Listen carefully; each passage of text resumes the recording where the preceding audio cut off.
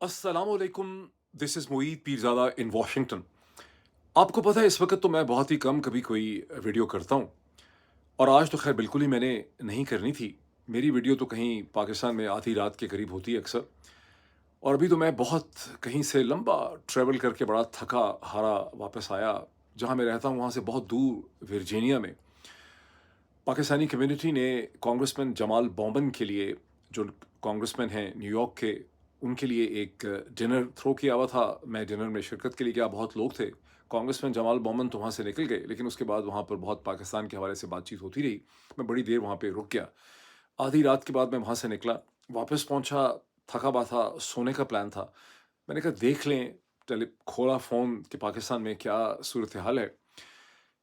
जब देखा तो मैं हैरान रह गया, परेशान रह गया। जो डेवलपमेंट मैंने देखी और जो डेवलपमेंट्स देखी, उनसे मुझे यकीन है कि मैं ही पीछे रह गया। आप में से अक्सर लोग जो हैं उस डेवलपमेंट से वाकिफ़ होंगे। लेकिन जब मैंने वो डेवलपमेंट देखी, वो खबरें देखी, तो मैं सोच में पड़ गया। और मेरे ज़हन में ये सवाल पैदा हुआ कि हर दफ़ा जब हम सोचते हैं कि ये सिस्टम जो है पाकिस्तान का, जो निज़ाम है, ये अथाह गहराइयों में गिर चुका है। इससे ज़्यादा कोई बॉटम हो नहीं सकती। इससे ज़्यादा इख़्लाक़ी और इंसानी पस्ती कोई हो नहीं सकती। ऐन उस वक़्त जब हम सोचते हैं कि दिस इज़ इट, बस अब बिल्कुल हम बॉटम में पहुँच गए हैं, जिसे हिंदू कहते हैं कि पाताल की गहराइयों तक पहुँच गए हैं, बिल्कुल उसकी तह पे पहुँच गए हैं। उस वक़्त इस निज़ाम के चलाने वाले कोई और एक ऐसी कमीनी, घटिया, ज़लील और गिरी हुई हरकत करते हैं कि आप सोच में पड़ जाते हैं कि इनका इनका बॉटम कहाँ पे आएगा? आप हैरान रह जाते हो। ये जिस खबर की तरफ मैं इशारा कर रहा हूँ, ये वो डेवलपमेंट है जिससे आप में से अक्सर लोग वाकिफ़ हैं कि आधी रात से पहले और आधी रात के दरमियान इस्लामाबाद में, जहाँ इस किस्म की हरकतें वैसे भी बड़ी कम होती हैं, पूरे पाकिस्तान से कहते हैं कि इस्लामाबाद मुख्तलिफ है, वहाँ पाकिस्तान तहरीक-ए-इंसाफ के सेंट्रल सेक्रेटेरिएट को, जो इस्लामाबाद के बिल्कुल दरमियान में है, G8-4 में, वहाँ उसके बहुत बड़े हिस्से को मस्मार कर दिया गया। कैपिटल डेवलपमेंट अथॉरिटी सीडीए की बड़ी हैवी किस्म की मशीनरी जिस तरह से बिल्कुल इसराइली जाके डिमोलिश करते हैं फ़लस्तीनियों के घरों को और उनकी बिल्डिंग्स को, वहाँ से इसी तरह से बिल्कुल उसी तरह का मंज़रनामा, मैंने उसकी फुटेज देखी, वीडियो देखी कि किस तरह से सीडीए की जो डिमोलिशन मशीनरी है, वो बहुत बड़ी पुलिस की एक प्रेज़ेंस के साथ उसने इमरान खान की पार्टी पाकिस्तान तहरीक-ए-इंसाफ के सेंट्रल सेक्रेटेरिएट जो है, उसके बहुत बड़े हिस्सों को मस्मार कर दिया और उसके बाद उसे सील कर दिया। वहाँ पे मैंने उसके बाद वहाँ पे मैंने देखा गौहर अयूब साहब की और गौहर गौहर बैरिस्टर गौहर अली खान और उमर अयूब जो हैं, उनकी जो प्रेस टॉक थी वो मैंने देखी। रिपोर्टर्स के मैंने क्वेश्चंस देखे। बाज़ रिपोर्टर्स के क्वेश्चंस भी मुझे इतने अजीब-ओ-गरीब और संग दिलाना किस्म के लगे कि मैं बस परेशान ही हो गया। मैं सोच में ही पड़ गया। अब जो खबरें लगाई गई हैं अखबारों में, वो खबरें ये कहती हैं कि यहाँ पर किसी सरताज नामी शख्स के नाम ये प्लॉट था। कई दफ़ा मैसेजेस यानी नोटिसेस इशू किए गए। 2020 में दिया गया, 21 में, 22 में, 23 में, 24 में नोटिसेस दिए गए। लेकिन अक-पक के जब नोटिसेस पे कुछ हुआ नहीं, तो सीडीए ने ये फैसला कर लिया कि इसे मस्मार ही करना पड़ेगा ऑफ़िस को। अब कोई पूछे कि भई सरकार की आधी रात को आके मस्मार करती है। अगर आप नोटिसेस के पहले देखें, कॉमन सेंस की बात देखें, क्योंकि वहाँ रिपोर्टर्स भी इतने मासूमाना क्वेश्चन पूछ रहे थे, इतने मासूमाना तरीके से सवाल पूछ रहे थे, इतनी इग्नोरेंस से सवाल पूछ रहे थे कि मैं सोच रहा था कि ये रिपोर्टर्स कौन है? इन रिपोर्टर्स को किसने यहाँ पर भेजा है? क्या सरकार आधी रात को जाके डिमोलिश करती है इस्लामाबाद के? कितनी दफ़ा हुआ है इस्लामाबाद में कि किसी सरकारी बिल्डिंग को, किसी सियासी जमात के दफ़्तर को आधी रात के बाद, 12 बजे के बाद जाके इस तरह से मस्मार किया गया हो? सरकार तो नोटिस भेजती है, सरकार तो दिन में आती है करने के लिए, आधी रात को तो नहीं जाती। बहरहाल, जब मैंने थोड़ा-सा उसको आगे-पीछे देखा उसकी, और हाँ, वहाँ पे बैरिस्टर गौहर ने बहुत तफ़सील से एक एक्सप्लेन भी किया कि हमें कोई नोटिस मिला नहीं है, इसके ऊपर तो ये हमारे नाम पे ये बिल्डिंग अलॉटेड भी है। इस बिल्डिंग के ऊपर पूरा सोलर सिस्टम आप देखें, इसके ऊपर जो हमने इसका सोलर सिस्टम लगाया है, वो सोलर सिस्टम हमारे नाम पे इश्यू हुआ है, और अगर ऐसा मसला होता तो ज़ाहिर है इससे पहले भी हमें किसी ने वार्निंग दी होती। ये अंडरस्टैंडेबल है कि यहाँ नोटिस वगैरह की कहानी तो डाल दी गई है, नोटिसेस बना भी लिए जाएँगे अगर अदालत में मसला गया। यहाँ तो आपको सिर्फ़ ये पता है कि किसी एक एक मकसद के तहत एक हरासा करने के लिए, और ये आप देख लें कि सिर्फ 2 अभी ढाई दिन हुए होंगे कि इसी सियासी जमात तहरीक-ए-इंसाफ के जो सेंट्रल इन्फॉर्मेशन सेक्रेटरी हैं, जनाब इंतहाई रिस्पेक्टेड आदमी हैं। मेरा ख़्याल है 70 खासी उम्र होगी, 75 बरस की उम्र होगी कम से कम भी, अगर ज़्यादा ना हो, रऊफ़ हसन साहब की, और कैंसर सर्वाइवर है। मैं आपको बता दूँ किस तरह से उनका गला काटने की कोशिश की गई। मैं आपको ये भी बताऊँ कि जहाँ मैं डिनर पे था, कांग्रेसमैन जमाल बौमन के लिए, वहाँ ज़्यादातर लोग फिजिशियन ही थे, डॉक्टर्स ही थे, पढ़े लिखे लोग थे सारे, 20-20, 30-30 बरस का एक्सपीरियंस था। मैं उनमें वाहिद था। मुझसे किसी ने पहले ये कंप्लेन की कि आप ये कहते हैं कि रऊफ़ हसन की गर्दन काटने की कोशिश नहीं की गई डॉक्टर साहब, लेकिन रऊफ़ हसन ने जिस तरह से डक किया है और जिस तरह से उसका चेहरा काटा गया है, वहाँ तो गर्दन वैसे भी कट सकती थी। अगर आप कहते हैं कि सिर्फ़ उनको हरासा करने के लिए, डराने के लिए जो है कट लगाया, तो वो कट तो बाजू पे लग सकता था, वो छाती पे लग सकता था, वो टाँग पे लग सकता था, घुसूने और मुक्के जो हैं मारे जा सकते थे। ये तो बाकायदा एक कत्ल करने की कोशिश लगती है। मैंने बहुत एक्सप्लेन करने की लोगों को कोशिश की कि मैं समझता हूँ कि एक main stream television channel GNN news के दफ़्तर के बाहर इमरान खान की पार्टी के सेक्रेटरी इन्फॉर्मेशन को कत्ल करना सिस्टम अफ़ोर्ड नहीं करता। लेकिन मैं आपको बता सकता हूँ कि किसी ने मेरे इस एनालिसिस से एग्री नहीं किया और मुझे एहसास हुआ कि शायद मैं अभी भी इस सिस्टम और निज़ाम से कोई लॉजिक, कोई मंतक, कोई इंसानियत की मैं तवक्को करता हूँ। मुझे हर दफ़ा ये लगता है कि शायद इनकी कोई लॉजिक है, ये कुछ हासिल करना चाहते हैं, ये कोई कम्युनिकेट कर रहे हैं।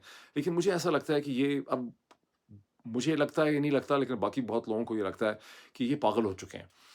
अब मैंने जब थोड़ा-सा इसको वहाँ पे देखा, ज़ाहिर है जब आप खबरों को थोड़ा-सा कुरेदते हैं, तो बस मुझे फिर याद आया और जब मैंने देखा तो मुझे एक और भी लिंक मिला कि कैसे 1 फरवरी 2024 को इसी साल में उस वक़्त जब तहरीक-ए-इंसाफ को इलेक्शन कमीशन ने हुक्म नादरशाही दिया था कि आप अपना इंट्रा पार्टी इलेक्शन दोबारा करवाएँ, उस स्टेज पे जब इंटर पार्टी इलेक्शन होना था, इस्लामाबाद में, क्वेटा के अंदर, कराची में, लाहौर, पेशावर में और जनरल बॉडी की मीटिंग होनी थी, तो इस दफ्तर पे आके पुलिस ने इसके रास्ते जो हैं बंद कर दिए।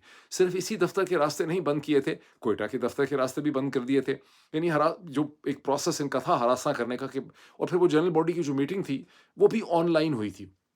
फिर मैंने देखा कि हमाद अज़हर का एक ट्वीट मेरी नज़र से गुज़रा, जहाँ उसमें हमाद अज़हर ने ये दावा किया कि लाहौर के अंदर भी कुछ महीने पहले पुरसरार तरीके से नामालूम अफ़राद ने तहरीक-ए-इंसाफ के एक दफ़्तर को आग लगा दी और आग लगाने के बाद बजाय इसके कि उसकी इन्वेस्टिगेशन होती कि आग किसने लगाई है, उस दफ़्तर को भी पुलिस ने उस वक़्त सील कर दिया था।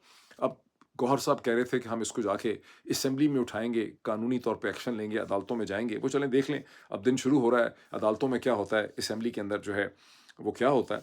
एक और मैंने डेवलपमेंट देखी जिसकी अहमियत को मैं बिल्कुल भी नहीं समझ पाया। ये मैंने जब पिछला व्लॉग किया तो ये मेरी नज़र से ये बात ओझल हो गई थी। मैंने सुना था लेकिन मैंने उसको इतने गौर से देखा नहीं कि तहरीक-ए-इंसाफ ये कह रही है कि स्पेशल इन्वेस्टमेंट फैसिलिटेशन काउंसिल की जो मीटिंग हो रही है अगली एसआईएफसी की, जो आपको पता है कि army chief general Asim Munir साहब का ब्रेन चाइल्ड है। उस मीटिंग के लिए खैबर पख्तूनख्वा के चीफ मिनिस्टर को नहीं बुलाया गया। मज़े की बात ये है कि जो पहली मीटिंग हुई थी, जब अभी मार्च में ये हुकूमत बन चुकी थी, तो एसआईएफसी की उस वक़्त मीटिंग हुई इलेक्शन के बाद, उसमें अली अमीन गंडापुर साहब को बुलाया गया था। वैसे भी एसआईएफसी की जो मीटिंग्स हैं, उसमें तो चीफ मिनिस्टर्स के बगैर वो एसआईएफसी वैसे ही नामुकम्मल हो जाती है।